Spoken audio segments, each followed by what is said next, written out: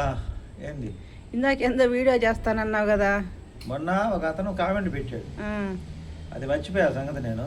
ఉమ్, మా తమ్ముడు మద్యానికి బానిస అయిపోయాడు, అతనికి అలవాటు ఎలా మానిపించాలో ఒకసారి చెప్పండి అని. ఉమ్, మద్యానికి బానిస అయినోడు ఏంది అది మత్తు. ఇంకొకటి ఏంటంటే ప్రేమలో పడ్డాడు, బయటపడటం చాలా కష్టం. ఎంతో నష్టం జరిగితే కానీ వాళ్ళలో మార్పు రాదు. వాళ్ళకి వాళ్ళ యొక్క ఆ యొక్క ఆకాంక్ష, ఆ వ్యసనాన్ని దాని మీదే ఉంటుంది కానీ ఇంట్రెస్ట్ మిగతా వాళ్ళ గురించి ఆలోచన ఉండదు. కుటుంబం గురించి కానీ కుటుంబంలో వ్యక్తులు ఏమవుతారని కదా ఏమి ఉండదు. కానీ కుటుంబ సభ్యులు ఏంటంటే వాళ్ళని మార్చాలనే ప్రయత్నంతో వీళ్ళు ఊబిలోకి వెళ్ళిపోతూ ఉంటారు. ఇప్పుడు నేను లైవ్లు అనేది నేను 1.5 సంవత్సరం నుంచి 2 సంవత్సరాల నుంచి లైవ్లు నడుపుతున్నాను. నేను 2 సంవత్సరాల నుంచి లైవ్లు నడుపుతుంటే 2 సంవత్సరాల నుంచి లైవ్ చేస్తుంటే లైవ్లో మనకి మామూలు కాలక్షేపం కబుర్లు అనమాట. అంటే మనం అరుగు మీద కబుర్లు, ఇంటి ముందు చెప్పుకునే కబుర్లు. మనిషి అంటే సహజం. ఎందుకంటే పొద్దుగూకులు కష్టపడి వచ్చిన తర్వాత ఊర్లో విశేషాలు, కొంతమంది రాజకీయాల గురించి, కొంతమంది యువకులు అయితే సినిమాల గురించి, కొంతమంది క్రికెట్ గురించి, ఇలా రకరకాలుగా ఏదో దానికి కనెక్ట్ అయి ఉంటారు. ఆ కనెక్ట్ అయిన తర్వాత దాంట్లో నుంచి బయటపడాలంటే చాలా కష్టం. అది ఎక్కువ మితిమీరిపోయారు. ఏమైందంటే క్రికెట్ గురించి ఎక్కువ ఆడుతూ ఉంటే చదువు మీద ఇంట్రెస్ట్ తగ్గిపోయింది. ఆ తర్వాత వచ్చేసి సినిమాలు ఎక్కువ చూస్తామంటే అట్లా కూడా చదువు పాడైపోద్ది. ఇలా తర్వాత దాంట్లో నుంచి ఆ వ్యసనం నుంచి బయటికి తీసుకురావడం చాలా కష్టంతో కూడిన పని. అందుకే తల్లిదండ్రులు పిల్లల్ని ఎక్కువ హాస్టల్లో చేర్చి చదివిస్తుంటారు. వాళ్ళే సక్సెస్ అవుతారు ఎక్కువ.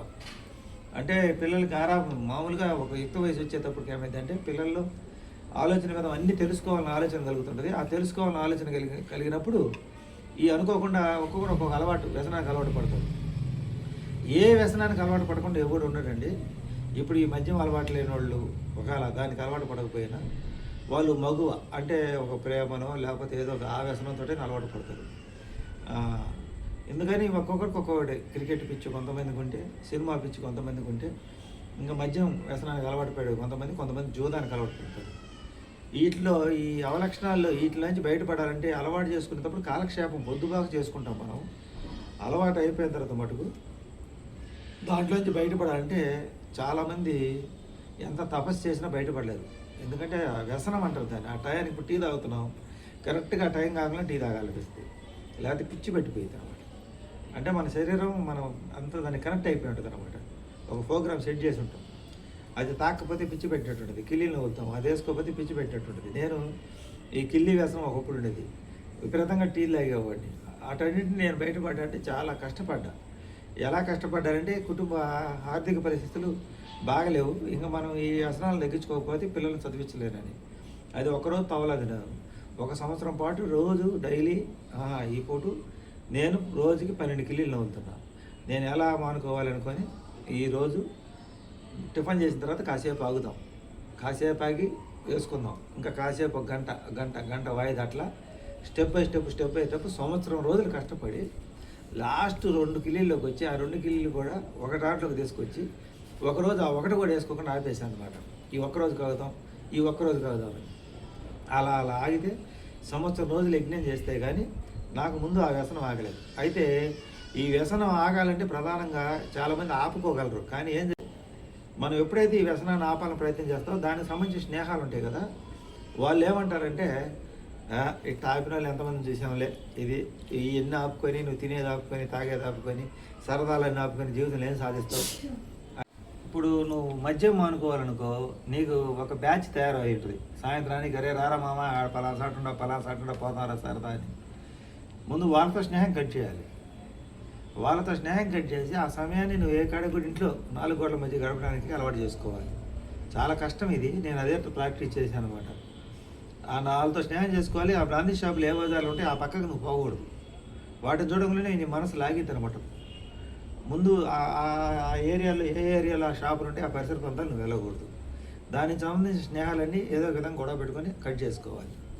అట్లాగే వ్యవహారం పిచ్చి అంటే మనం కాలక్షేపం కోసం కబుర్లు చెప్పుకుంటూ ఉంటాం. ఎలా చెప్పుకుంటాం, వాళ్ళట్ట వీళ్ళిట్ట వాళ్ళట్ట అని. అది కావాలని చెప్పుకోరు ఎవరైనా కానీ, అది కాలక్షేపం అనమాట. అంటే ఏదో టాపిక్ కావాలి కాబట్టి ఆ టాపిక్లో చెప్పుకోవడం వల్ల అది ఓవర్ అయిన తర్వాత తిరిగి ఆఖరికి అందరి మీద చెప్పుకునే మనం ఆఖరికి మన మీద మనమే చెప్పుకుంటాం. మన నలుగురు ఫస్ట్ నలుగురు కలిసి మిగతా వాళ్ళ మీద చెప్పుకుంటాం. ఈ నలుగురు మిగతా వాళ్ళ నుంచి ఈ నలుగురు నుంచి ఒకరి పక్కకు పొంగలేని ఈ ముగ్గురు కలిసి మళ్ళీ ఇతని గురించి చెప్పుకుంటారు, పక్క పోయిన మనిషి. మళ్ళీ వాళ్ళలో ఒక్కొక్క అతను బయట పోయిన ఇద్దరు కలిసి ఆ పోయిన ఇద్దరి మీద చెప్పుకుంటారు. వాళ్ళల్లో ఒకడు పక్కకి వెళ్ళిపోగానే మళ్ళీ ఇంకొకడు ఎవరైతే వస్తారో ఈ ముగ్గురు మీద ఉన్న వ్యక్తి చెప్పడం మొదలు పెడతారు. ఇట్లా ఒకళ్ళ మీద ఒకళ్ళు ఇది కాలక్షేపంతో స్టార్ట్ అయ్యి తర్వాత గొడవలు దారిస్తాయి అన్నమాట. ఇది ఈ వ్యవహారాలు కాలక్షేపం కోసం చేసే వ్యవహారాలు కూడా అవి గొడవలకే దారితీస్తాయి ఫైనల్గా. అవి కూడా వ్యసనాలంటే ఇవన్నీ వ్యసనాలే. మరి వీటిని ఎందుకు అధిగమించలేకపోతున్నాం మనం అంటే ముందు మనకి చేతి నిండా పని లేకపోవడం ప్రధానమైన కారణం. అది కాలక్షేపం కోసం ఏదో ఒకటి చేయకపోతే మనిషికి పిచ్చి పెట్టి ఎవరో ఒకరితో మాట్లాడాలి, లేకపోతే టీవీ చూడాలి, లేకపోతే సినిమా చూడాలి.